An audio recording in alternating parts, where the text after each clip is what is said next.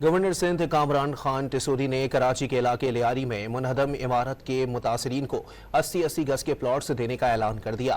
یہ اعلانات حقیقت میں بدلیں گے یا نہیں، اور بدلیں گے تو کب بدلیں گے، اور اس وقت علاقے کی کیا صورتحال ہے، یہ بتا رہے ہیں شفیع بلوچ اپنی اس رپورٹ میں۔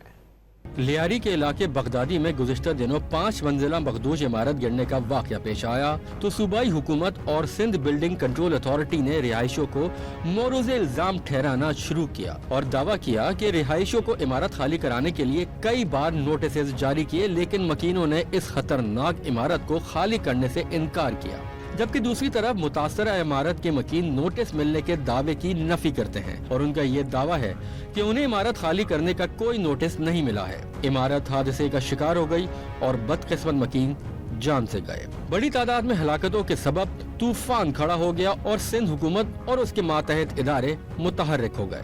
گورنر سندھ نے لیاری پہنچ کر متاثرہ عمارت کے مکینوں کو 80 گز کا پلاٹ دینے کا بھی اعلان کر دیا۔ یہ بلڈنگ میں نقصان ہوا ہے۔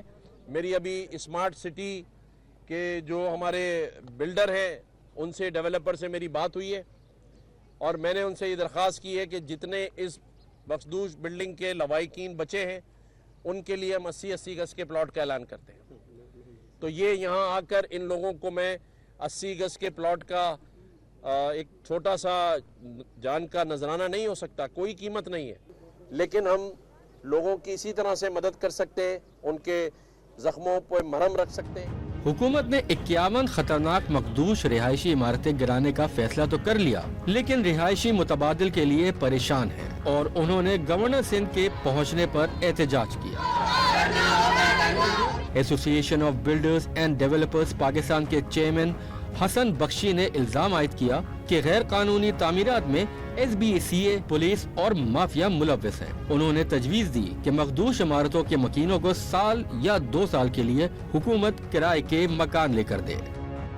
اس میں لوکل انتظامیہ بھی ملی ہوئی ہے، اس میں ہمارے بلڈنگ کنٹرول کے لوگ بھی ملے ہوئے ہیں، اس میں وہاں کے ریلیونٹ پولیس والے بھی ملے ہوئے ہیں، وہاں کا کرمنل گنڈا ایلیمنٹ بھی ملا ہوا ہے۔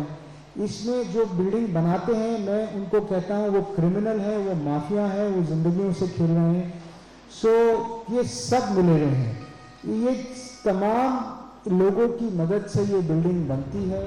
ضلعی عدالت میں عمارت گرنے کے واقعے کے خلاف درخواست دائر کی گئی اور میئر کراچی، سابق DG SBCA اور دیگر کے خلاف مقدمات درج کرنے کی استدعا کی گئی۔ عدالت نے درخواست کے ابتدائی دلائل سننے کے بعد SSP کمپلین سیل جنوبی کو نوٹس جاری کرتے ہوئے 14 جولائی تک رپورٹ طلب کر لی۔